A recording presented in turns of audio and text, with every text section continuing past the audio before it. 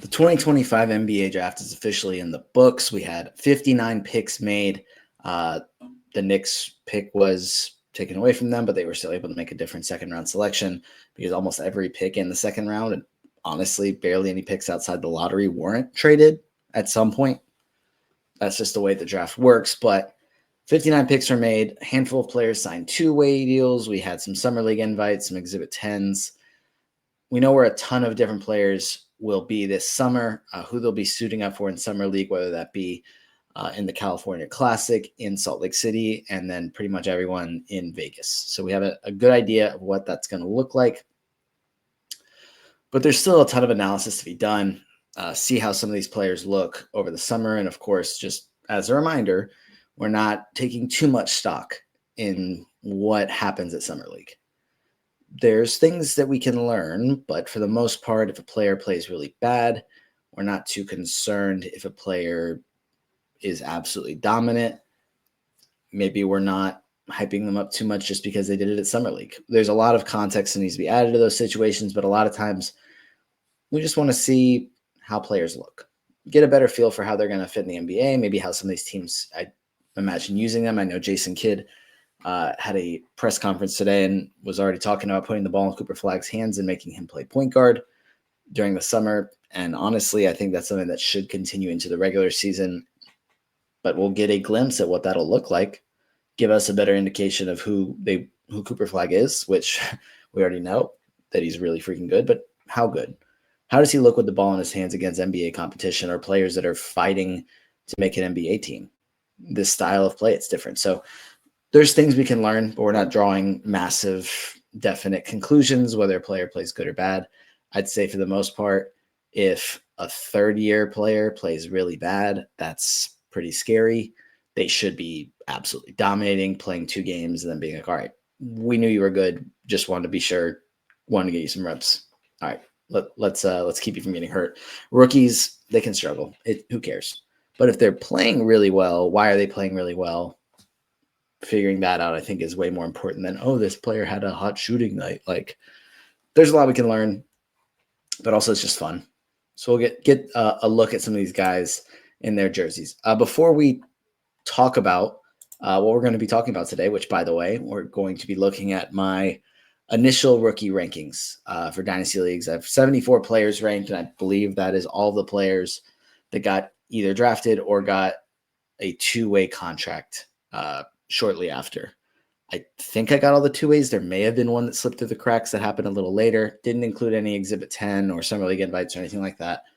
Just a player that were offered a deal at this point. Because Exhibit 10 is just like a Summer League / training camp invite that could translate to a 2-way deal. Nothing definite there. Before we talk or get into these rankings, just want to remind you guys that Bet Online continues to be your number one source for all your sports betting action. And with baseball season in full swing and football season around the corner, Bet Online has more ways to stay in on the action with the latest odds, news and scores, and even live in-game betting. From the MLB to UFC to tennis and NFL futures, Bet Online remains your choice for sports wagering info. And then in between the games, you can head over to the Bet Online casino with all the top Vegas-style games, including poker and a live casino. Head to the website today and take advantage of their industry-leading VIP program with level-up bonuses and weekly cash boosts. Bet Online, the game starts here. Okay, let's go ahead and get these rookie rankings pulled up. I've got them posted on the Roto World site, just so, and I'm just going to pull that link up directly. Be sure to actually go check out this. It looks good for me if you guys click on my article. So please do it. And then you can reference this whenever you want. Even if you hate it, if you can just go click on it, and then you can read through it and then let me know why you hate it, and then I'll work to be better. It's beneficial for both of us. I'm going to pull this up on the screen. As you can see, it's on the NBC site. Just in case you've never looked at this, you can see up at the top here, you can see my mouse is highlighting it. For some reason, you can't see the cursor, but you can see the Roto World section up here. Then you go down to fantasy basketball, and then it's right here. So you also, just in case, just a little rundown here in case you haven't ever checked this stuff out. some of the top undrafted side players. Raph just posted this column. Jackie does a really good job with some of the WNBA stuff. So all of our columns here, the Roto World news blurbs are over here. And then here are the Dynasty rookie rankings. So it's the top one here, but if you want to, you can just check out this columns section up here. You can find it there as well. You can also click on my name and find all of my work right there. All right. So a little intro here. Now I've got tiered. So we're just going to take a look at this. Goodness. Not going to say anything. Okay. So top tier, Cooper Flagg. Tier of his own. I did name the tiers, and I think that it just makes it a little bit more fun. Probably could have actually chosen fun names for the tiers, but I was exhausted when I did this. Yeah, so I didn't. Just kind of an outlook as to how we could value these players in redraft leagues, which I think is a good way for us to have like a perspective for dynasty leagues. Like Cooper Flagg being a pretty consistent top 5 player in redraft leagues, whether it be whether it be points or category leagues. Cooper Flagg is a perennial top 5 player who I think he can be. That's a player that you draft number 1 in a rookie draft. That is a player that you probably draft top 5 in a dynasty startup. There's a couple other players that you could have an argument to have above him, but I think at this point I'm pretty confident that I would take Cooper Flagg 5th in a dynasty startup today. What more can you say about him? The defense, the well-rounded numbers, I think the pretty efficient play. Like I'm not expecting him to be like a 55% field goal percentage guy, but maybe approaching 50% field goal percentage as a rookie, like a 47, 46. And then within a couple of years, I think he can be over 50%. Like that can be a strength for him. I just think style of play really works in his favor there. The passing we should get to see a lot of this summer, and then probably a good bit early on as a rookie. And it may not be phenomenal. I think the passing will be fun, but it may not be super efficient. He's going to be trying to play point guard in the NBA. It's not going to be flawless early on. I think that he's still worth taking pretty early in a redraft league. I would feel comfortable taking him round 3 in a redraft league. I think there's an argument for him to be a second round guy. We'll have a better understanding of that after we see how summer league goes and other reports from training camp and preseason. So I say that we have 3 months to make the decision, or before we have to make the decision, maybe even closer to 4 months. So that isn't a guarantee that I will also be doing that in October. But as of right now, I like the situation enough to take him really early in a redraft league. Absolutely the number 1 guy in rookie drafts. Number 2 or tier 2 is guys with top 25 upside. That's just Dylan Harper. That's a tier of his own. I think can potentially be a top 25 player in redraft leagues for multiple seasons. Has the upside for that. Maybe not a guarantee that this is like 100% going to happen, but I think he has that level of upside as a 6'6" playmaking, strong finisher. We'll see how the shot develops, but playing next to Victor Wembanyama, it's going to make things really good for Dylan Harper. So we're not expecting a high-level rookie year. The situation is not set up for that the way it is for Cooper Flagg. But long-term, very excited about what we're going to see from Dylan Harper. All right. The next tier is not just one player. It's an actual tier now. Multiple top 75 seasons ahead. I feel pretty confident that these players will finish in the top 75, whether it be a points league or a category league, multiple times throughout their career. Now, with that being said, of course, there is 1, 2, 3, 4, 5, 6, 7, 8, 9 players in this tier. If there are 9 players in this tier, or 9 players in this one class, plus the 2 that we talked about already, that have multiple top 75 seasons, this is going to be a fantastic, like one of the better classes in recent history, specifically fantasy basketball. There's be an argument that it'd be one of the best classes ever. So this might be a little bit ambitious, but and I think that's the way that always happens with dynasty rankings and such, is that there are busts. There are players that don't work out the way we expect them to. Sometimes it's for random reasons. Sometimes you look back and say, dang, I should have predicted that. Sometimes it's, oh, I kind of ignored that, or I wasn't, as optimistic about a player, one reason or another. So the odds of all 9 of these players having multiple top 75 seasons is pretty low. But based on the way I project them right now, and I see their career going, I feel confident in that. That would be, so number 3 is VJ Edgecombe, 4 Ace Bailey, 5 Con Knipple, 6 Jeremiah Fears, 7 Derek Queen, 8 Common Malawach, 9 Thomas Sorber, 10 Colin Murray Boyles, and 11 Yegor Demon. Just to quickly fly through these, Edgecombe, the steals I think are going to be elite. How much his offensive game develops is going to be the difference between him being like a really solid category league guy where you're like, these steals are great. I mean, think Dyson Daniels light, because Dyson was first of all, he's our GOAT, but a lot of his 9K value was wrapped up in steals. Like if you take out the steals, he was not a really good fantasy player last year, but there is still stuff there. Like the assists are pretty good with Dyson. Like the rebounds are pretty good. He's not a great shooter. I think VJ Edgecombe will be a better shooter, but how much more can he develop offensively? Because I think bare minimum can be a really strong source of steals, which will inflate the category league value. Maybe he can be a lot more than that if he develops offensively. Ace Bailey, I published this before the most recent reports, and I'm sure that there's going to be continued drama and such, but it's been a pretty weird situation. We'll see. I'll feel more confident in this ranking when he reports to the Jazz.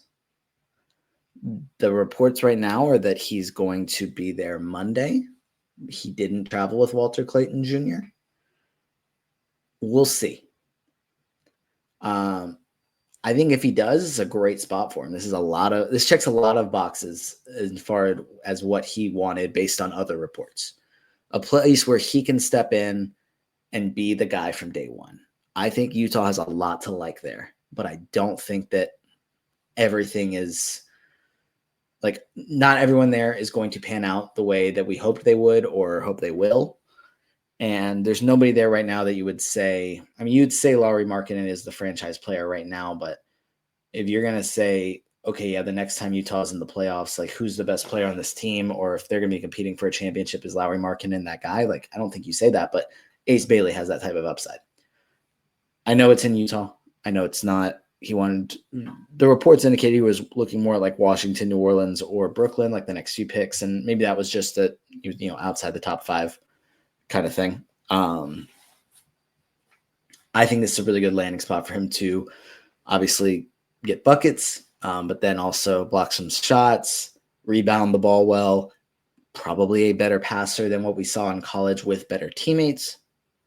So I like Ace Bailey there. Con Knipple, flawless fit there in Charlotte. Going to start immediately, hit some threes, but is also going to do just enough other things across the board while also being efficient. Really good fantasy option, better in category leagues because not a ton of defensive stats, and the strong shooting percentages help you in a category league. They don't do too much in a points league. Jeremiah Fears at 6. I just am extra high on Jeremiah Fears. The landing spot isn't ideal, but we were not expecting much from him in year 1, probably even year 2. He's going to have to learn to play point guard in the NBA. He's 18. He's small and undersized. He'll learn from Jordan Poole, who has a ring, and DeJounte Murray, who, assuming, I don't know, the interview he did, I forgot what show it was on, where he was expressing frustrations with New Orleans, but said one thing, but I think Joe Dumars said something else that made it seem more like he's more bought in. Assuming he's around, Jeremiah Fears is going to learn from a high-volume offensive guard that's played with Steph Curry and won a ring, and Jordan Poole, and a really intriguing guard in DeJounte Murray, who's played a number of different roles in the NBA already. He started off as more of a defensive specialist and then was like a high-volume lead guard his last season in San Antonio, and then he was trying to share the ball with Trae Young in Atlanta, and now he's in New Orleans and is kind of running the show, but is also going to have to share the ball a little bit. has experienced a number of different things, and Jeremiah Fears is going to learn from those guys. And I think that's a good thing. Even if New Orleans isn't a great spot for development in general, they have some players for him to learn from. Even if this team doesn't work out, and as a Hawks fan, I'm on hate watch for both the Pelicans and the Bucks this year, and actually the year after that, because the Hawks have the more favorable of their first round picks in 2026 and the least favorable of their first round picks between those two teams in 2027. So ideally, I'd like one of them to be terrible next year and then both of them to be terrible the year after that. Aside from my fandom bias, as a fantasy manager, as a dynasty analyst, like, it's not the most flawless landing spot. Jeremiah Fears is going to be more of a stash. And frankly, it probably makes more sense. I know Matt Lawson brought this up when he was on yesterday. It may make more sense to let someone else take him and then trade for him after a year when he's had a poor rookie year. I'd be pleasantly surprised, if he was playing at a high level this year at any point. And that's okay. I still like him long-term. Derek Queen, talked about this a couple times now.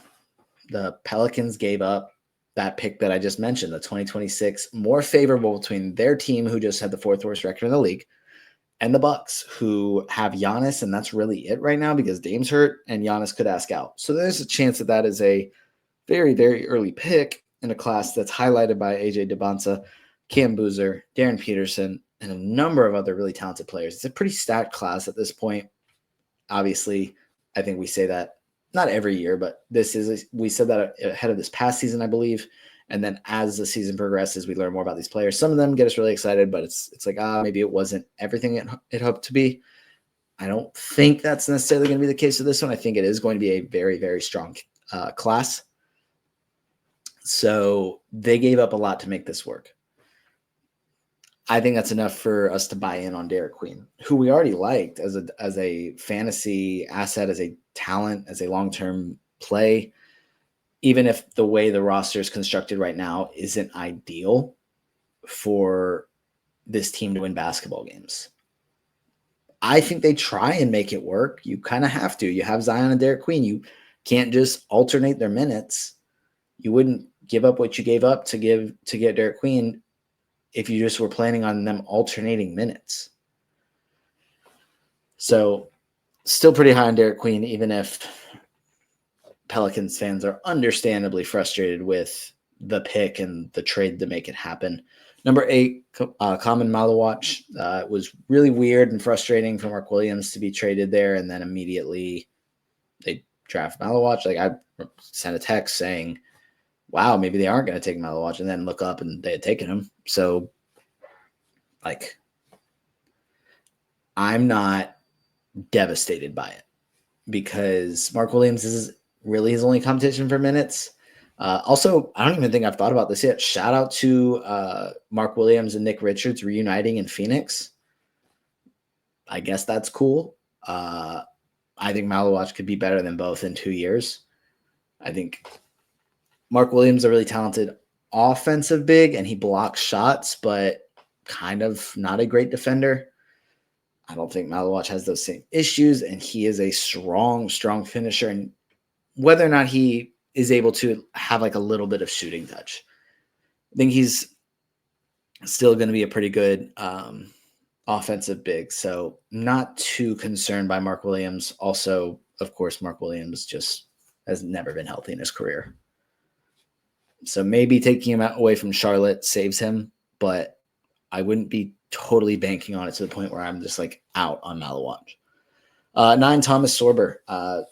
This is probably going to be more like a red shirt season or two for Sorber, where he doesn't play a ton for the Thunder.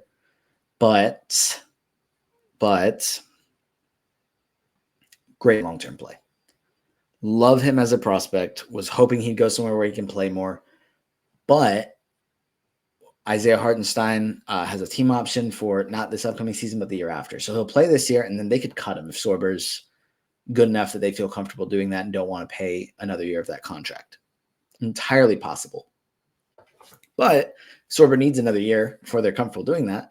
they just pick up Hartenstein's contract for another season and then have Sorber do it. So I think 3 years down the road, we could see Sorber playing 25 to 30 minutes per game, depending on the matchup for this Thunder team, and rebounding at a high rate. I don't think Chet Holmgren's necessarily just dominating the boards to the point where Thomas Sorber isn't able to. He's a pretty good passer for a center, gets defensive stats, finishes at the rim, has a little bit of shooting touch.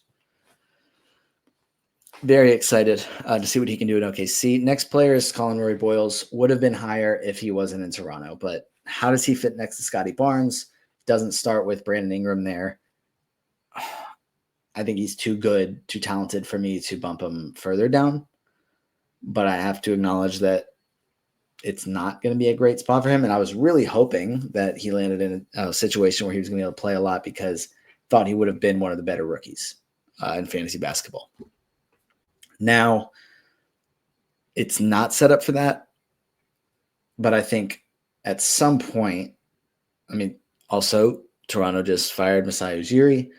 Maybe whoever comes in to take over decides, hey, this team isn't good, or this team isn't good enough to win a championship.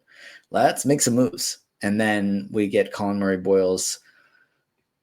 Maybe he gets moved to a better situation. Maybe some other trades happen, but it's pretty difficult for me to imagine that they trade Scotty Barnes. Like, I wouldn't. So how does he fit next to Scotty Barnes, or does Colin Murray-Boyles get traded at some point? And that's over the next 3 years, over the next 4 years. That's not saying, yep, new guys coming in. Yeah, I know you just completed that draft and then we, parted ways. Now we're going to bring a new guy in, and yeah, he's going to trade the guy you just drafted, because then why would you not make that move before the draft to have someone new to come in to get their guy? I digress. I think Colin Murray-Boyles is there for at least a few seasons. Interested to see how he fits next to Scotty Barnes. Jaeger Demon, a guy that I've spoken about a few times that I'm not super high on, but it's too good of a situation for me to bump him lower. He's a really good passer. He's been talking about the shot being improved. We'll see how much improved it is. I don't think he's a great, space creator. I don't think he really creates room for his own shot or gets to the rim well or plays good defense, but the Nets don't necessarily need a lot of those things. If he's just throwing dimes and splashing threes, then cool, I'll buy in. Just to kind of keep this thing going, tier 4 potential top 75 seasons ahead. This is guys that I think if things go right, they could have top 75 seasons. But obviously not fully banking on that. But I see a path for it. Number 12, we have Cedric Coward. Number 13, Trey Johnson. 14, Kasparis Yakuchonis. 15, Ryan Kalkbrenner. 16, Danny Wolf. 17, Walter Clayton Jr. 18, Rasheer Fleming. Just to quickly go through some of this, I'm not going to talk about everyone. Trey Johnson, I think, is going to be better in real life than he will be in fantasy. He can shoot 1,000%, can do that. One of the better shooters in the draft. I'm interested to see how much the scoring translates. Is he a 15 point per game scorer? Is he a potential 20+ point per game scorer? Is he more than that? I don't think he's a great defender, but it seems like he's a hard worker. Every report indicates that. He had the quote where he was saying, I think the Wizards GM is Will Dawkins, where he was showing Trey Johnson tape of him just not being locked in on defense, and he said it motivated him. He seems like he has that personality where he'll take that to heart and actually make adjustments. However, I don't think that necessarily leads to defensive stats. I don't think that he's going to all of a sudden become a huge assist guy. So there's a couple things to like, but I don't think it really translates super well for fantasy. Kalkbrenner, I think, has a chance to be, there's an argument to be made that he would be the second best rookie in fantasy basketball next season. Let me just go back through to make sure I'm not just, there's an argument to be made in the sense that usually takes guards time to figure things out. A lot of these wings, even if it's a good fit, they're not going to be prioritized. Ryan Kalkbrenner is going to be competing with Moussa Diabate and Yusuf Nurkic for a starting spot in Charlotte. And I like Diabate, but this 7-2 guy who can block shots, rebound, and can space the floor a touch and can finish at the rim. Like, LaMelo Ball is not a phenomenal defender. Knipple's not a great defender. Like, having a really good shot blocker back there is a good thing to help those guys out. Could be put in position to get a bunch of blocks. I think long-term, I'm not a huge fan. They could definitely just draft center next year. I don't think that this is like, okay, that position's filled. We're good. Don't need to worry about center for the next decade. Like, I don't think he's that good, which is why he's 15th in my Dynasty rankings. But as far as next season, could absolutely fill that role. And I think it's pretty similar to how I felt about Zach Edey, and it's a lesser version of Zach Edey, where it's like, okay, I'm not high on this player long term, but in the short term, there's probably not going to be too many other rookies that are better than this guy. And I think a lot of this is situation. A lot of it is situation. But we'll be keeping an eye on him over the summer and into training camp and preseason to see how Charlotte values him, if he is going to be a starter. And if he doesn't start immediately, maybe he's a guy you just keep on a watch list to eventually try and pick up in November, December, whenever, if that happens. Next tier, top 100 upside. I think players that have the potential to have a top 100 season. Not super confident this is definitely going to happen for a lot of these guys, but I see the vision for that to be the case. Number 19, Noah Essengate. Number 20, Carter Bryant. 21, Jan Berenjay. 22, Nick Clifford. 23, Young Hansen. 24, Jace Richardson. 25, Asa Newell. Let's see. Carter Bryant, the defensive stats were there in a limited role in college. Interested to see, one, if he's able to get enough minutes. They have a number of players there. I think with, Devin Vassell, Jeremy Sohan, Harrison Barnes, Keldon Johnson to an extent, like players that need minutes. Carter Bryant is a really good defender and will have a role in year one, but that could be a 10 to 15 minute per game role. Interested to see how much he develops offensively. He could easily shoot up this list if that's the case. Berenjay, like literally, the vision is for him. Like, this was the vision before he was drafted by Minnesota, was somebody's going to draft him with the hopes that he can become Rudy Gobert. And then the team with Rudy Gobert adds Rudy Gobert Jr. to hopefully have him learn and figure things out. And it's going to take time. Do not expect anything from Jan Berenjay for at least the next 2 seasons. If it happens, great. I'll be excited. I will be happy, but I'm not expecting a ton. How much do we need to talk about Young Hansen? Because I feel like I've talked about it a lot already. So I'm not going to just totally, get off all my jokes about, I wonder if they would have taken him at 11 or blah, blah, blah. I've already gotten that one off a couple times already. So I'll just say the fact that they felt like they had to take him where they did and they just couldn't risk someone else getting him, it means something to me. It gives me a little bit of hope. I liked him as a talent before the draft. Now we'll see exactly what the plan is to have him and Donovan Clingan, but I don't know. I think this is like you stake your reputation if you make this type of pick, and you could easily get fired, especially if you think about it. And let me double check this because I want to make sure how long Joe Cronin has been the GM of Portland, just to let's see. Okay, so yeah, he's been there since he became official 2022, was interim GM in 2021. So he drafted Scoot Henderson, number 3. And I know a lot of us, I was incredibly high on Scoot. So if part of your track record is Scoot Henderson, the other part is going Donovan Clingan and Young Hansen back to back. If Scoot doesn't turn things around and this center situation doesn't work out, how much longer do you keep your job? Or maybe it's the scouting department or so, it's something like someone is staking their job on this type of pick, and for their sake, I hope it works out. I don't necessarily see the vision in the fit sense, but in the talent sense, I think there is a good bit to like with him, which is why I have him 23. I don't have him at where he was drafted. I don't have him outside like the top 30, just kind of right in the middle there, because I don't know. I hope they're right. Tier 6, I'm just calling it I see the vision. I see the path for this player to work out in fantasy basketball. Not confident it's going to, but I can see the vision a little bit. 26, Nolan Traore. 27, Hugo Gonzalez. 28, Adu Thiero. 29, Will Riley. 30, Ben Suraf. 31, Cam Jones. 32, Noah Penda. 33, Drake Powell. 34, Amari Williams. 35, Maxime Reynaud.